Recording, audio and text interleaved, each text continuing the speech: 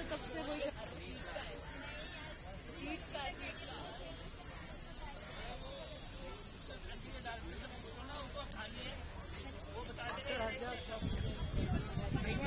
जो ले रहे हैं फिर बाइट करेंगे।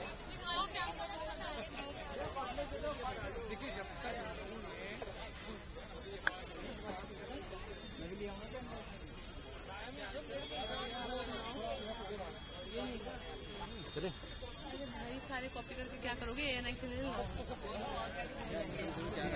क्या नाम है?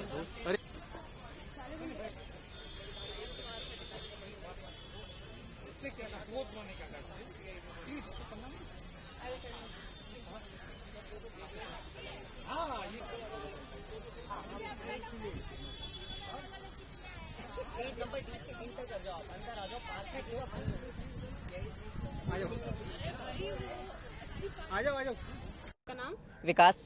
आज हियरिंग होने वाली सीजे खुद उसको लीड करने वाले, क्या उम्मीद है आप लोग की नीट एग्जाम? मैम उम्मीद ये है, अब तक जितनी बार भी हियरिंग्स हुई है नीट पेपर लीक को लेकर, अगर पेपर लीक हुआ है, प्रूफ हुआ है, तो वो एग्जाम दोबारा कराया गया। इस बार भी हमारी उम्मीद यही है कि क्योंकि इतनी गिरफ्तारियां हो चुकी है, यानी कि पेपर लीक हुआ है, ये तो कंफर्म है, इसे कोई डिनाई नहीं कर सकता, तो यानी कि पेपर कैंसिल करके दोबारा रीनीट कराना ही होगा।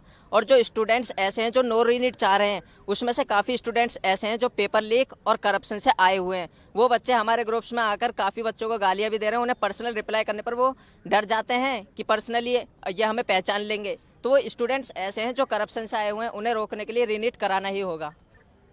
हमारा नाम हरिओम दुबे, मैं यूपी कन्नौज से हूँ। हमारा बेटा है हर्ष दुबे, और जंतर मंतर में जो प्रोटेस्ट किया था सत्याग्रह आंदोलन, वो मैंने चालू किया था।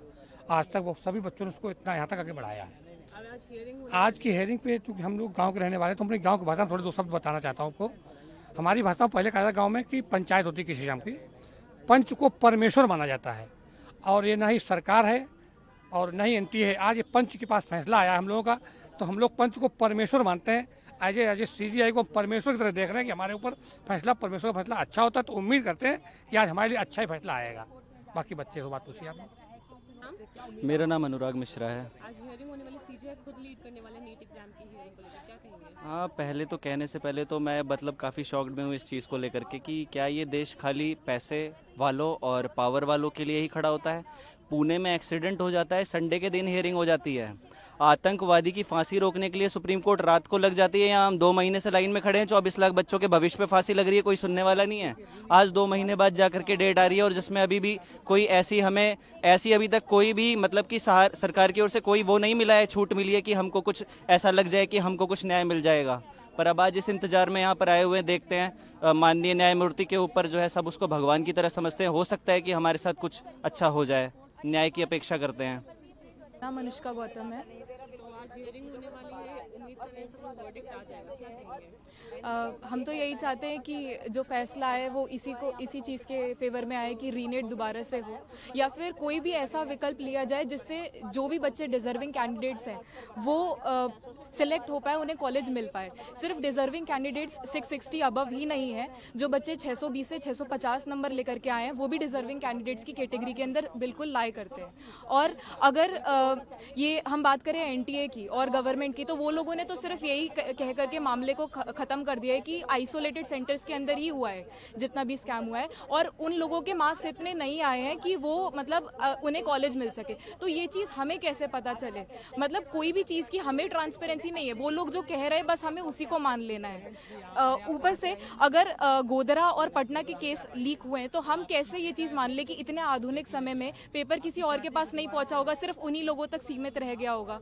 जब 2015 में 44 बच्चों की वजह से पेपर दोबारा करवाया गया था, तो अब क्यों नहीं हो सकता जब इतना मास लीक हुआ है? सिर्फ इस वजह से कि रिजल्ट आ गया है, मतलब 2 बार एग्जाम ले लिया गया। वो तो इन लोगों का तरीका है कि वो ये चाहते हैं कि एग्जाम दोबारा से लार्ज स्केल पे ना हो, क्योंकि बहुत लोगों ने 30 लाख 40 लाख रुपए देकर के सीट्स खरीद ली हैं, तो अब वो लोग दोबारा से नहीं चाहेंगे एग्जाम हुए।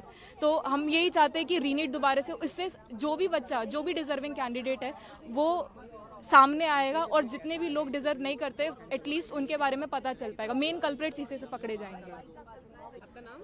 मेरा नाम अभिषेक है। आज हियरिंग होने वाली है, क्या सोच रहे हो, क्या उम्मीद करते हैं आप इस हियरिंग से? अब हम सुप्रीम कोर्ट के सामने आए हैं तो हम सोचते हैं कि हमारे पक्ष में फैसला आएगा, लेकिन उससे पहले मेरा मिनिस्ट्री ऑफ एजुकेशन से सवाल है। जैसे आप बोल रहे हो कि पेपर लीक लोकलाइज्ड है, अब एकदम से जैसे आप देखो 2021 से 22 में 665 से 720 लाने वाले बच्चे 11% बढ़ते हैं, 22 से 23 में बढ़ते हैं 21%, और इस साल बढ़े हैं 400%। क्यों एकदम से इंटेलिजेंट बच्चे बढ़ गए? सब इंटेलिजेंट हो जाते हैं, और 520 से लेके 620 में सिर्फ 78% बढ़े हैं। तो हम कैसे कह सकते हैं कि पेपर लीक लोकलाइज्ड है? और फिर आप एक वर्ड यूज करते हो एलिजिड। जब सारे प्रूव्स हैं, फॉरेंसिक रिपोर्ट्स हैं, तो आप कैसे कह सकते हो कि अभी तक ये पूरी तरह से प्रूव नहीं हुआ है? पेपर लीक प्रूवन है। और अगर आप देखो, जैसे आप कोई और ऑल्टरनेटिव लेते हो, पार्शियल रीनीट करवाते हो आप, तो वो बच्चे कैसे आएंगे सामने जिनके पास पेपर ऑलरेडी पहुंच गया था? और अगर आप रीवैल्यूएशन करवाते हो जिनके पास ऑलरेडी पेपर था, जिनके सेंटर पे टीचर्स ने ओएमआर भरी है, वो उन बच्चों के तो ऑलरेडी कितनी भी बार पेपर चेक कर लो, उनके तो उतने ही मार्क्स आने वाले हैं ना। तो और कोई सोल्यूशन इसका नहीं है। रीनीट होना चाहिए, सबका होना चाहिए, दोबारा होना चाहिए, इसी से कल्प्रिट सामने आएंगे। That's it. का नाम? अनवी गुप्ता। 300-400 तो गलत बोल रहा है। क्या उम्मीदें हैं आज हियरिंग होने वाली? CJ खुद लीड कर रहा है। 300-400 वाला हाँ जी मैम, एक्चुअली ऐसा है कि आज 38 पिटिशंस फाइल की गई है रीनीट के लिए, और ये हम इसलिए उम्मीद लगाए बैठे हैं क्योंकि पेपर लीक पहले भी हुए हैं, 2015 में भी हुआ है, 2003 में भी हुआ है, और जब भी ये सुप्रीम कोर्ट के नोटिस में लाया गया है तब हमेशा सुप्रीम कोर्ट ने रीनीट या री एग्जामिनेशन हमेशा उसको सपोर्ट किया है, हमेशा उसके लिए जजमेंट दिया है। और जो नो रीनीट वाले कहते हैं कि भाई हमने मेहनत नहीं की, ये नहीं किया, तो मेहनत सब ने की है। या जितने भी बच्चे आपको दिख रहे हैं, जितने भी बच्चे आपसे न्यूज़ बोल रहे हैं, उन्होंने सब ने मेहनत की। 630 वाला, 620 वाला, उन सब ने मेहनत करी है, फिर भी उनको कॉलेज नहीं मिलता है इस रैंक इन्फ्लेशन के चलते।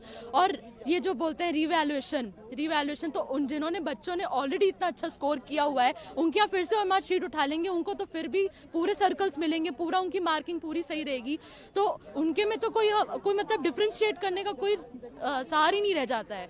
तो इसलिए हम चाहते हैं कि इतनी ज्यादा रैंक इन्फ्लेशन, वो भी सिर्फ 620 से 720 के बीच, सिर्फ उसी स्लॉट में आना, ये बिल्कुल ही गलत है, बिल्कुल ही इसमें दाल में कुछ काला वाली बात है ये। इसलिए हम चाहते हैं कि रीनीट हो, और हमें उम्मीद है कि अगर आज नहीं तो अगली हियरिंग में जरूर हमारे हित में फैसला आएगा।